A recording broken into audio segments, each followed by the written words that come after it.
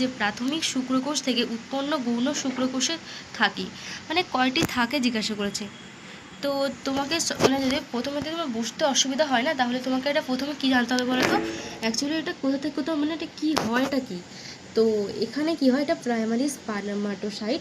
তো এখানে কি হয়, 2n হয়, জানো সবাই 2n হয়। এখানে কি হয়, একটা n বেরিয়ে যায় আর একটা n বেরিয়ে যায়। তো এদের মধ্যে কি হয়, হাফ হাফ হয়। হাফ হাফ বলতে কি হয়, 22 হয় a প্লাস এক্স অথবা ওয়াই হয়ে যায়। তো এই যে হয়, এটাই হয়ে যাবে আমার সঠিক আনসার। তো আমাকে এখানে দেখতে হবে 22 a প্লাস এক্স ওয়াই কোথায় আছে, এই যে এটা, মানে ডি এর দাগে অপশানটা আমার সঠিক হয়ে যাবে। তো তারপরে দেখো কি দিয়েছে, প্রোফেজ 1-এর কোন উপদশায় ক্রসিং ওভার ঘটে। এটা কি হবে, এটা তো খুবই ইজি কোয়েশ্চেন। এটা কি হবে বলতো, প্যাকাইটিন হবে। কিন্তু এখানে আনফর্চুনেটলি এখানে কোনো মানে সেই অপশানটা দেয়নি, মানে এখানে ভুল দিয়েছে। এই যে শেষে না অ্যান্সারটা যে দেখো এখানে দিয়েছে প্যাকিনিমা দিয়েছে, ওটা হবে না, এখানে কি হবে, প্যাকাইটিন হবে। সংশোধন করে না তোমরা।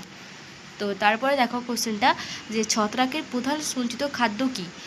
ছত্রাকের প্রধান সঞ্চিত খাদ্য, এটা সবাই জানো, এটা কী হবে বলো তো, এটা হবে কি, গ্লাইকোজেন। তারপরে দেখো কি দিয়েছে, নিচে উল্লেখিত কোন কোষ থেকে অ্যান্টিবডি উৎপন্ন হয়। অ্যান্টিবডি যেহেতু উৎপন্ন হয়, এখানে কি হবে, বি লিম্ফোসাইট। এটা তো তোমরা সবাই জানবে, কেন বি লিম্ফোসাইট থেকে কি হয়, আমাদের অ্যান্টিবডি উৎপন্ন হয়। তারপরে দেখো কোলেস্টেরল সাধারণত যেখানে উৎপন্ন হয়, কোলেস্টেরল।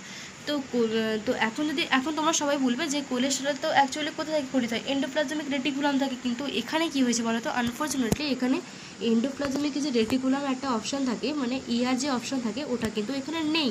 তো নেই যেহেতু, এখানে তাহলে কী হবে, সেই সব মানে যেখানে যে উৎপন্ন হয় না, মানে যেখানে মানে অর্গানগুলোর মধ্যে যেখানে তৈরি হয়, ওইটাকে আমরা যদি আন্দাজে যদি একটা ধরি, তাহলে কী হয় বলো তো, এখানে আনসারটা হবে যকৃৎ, মানে লিভার।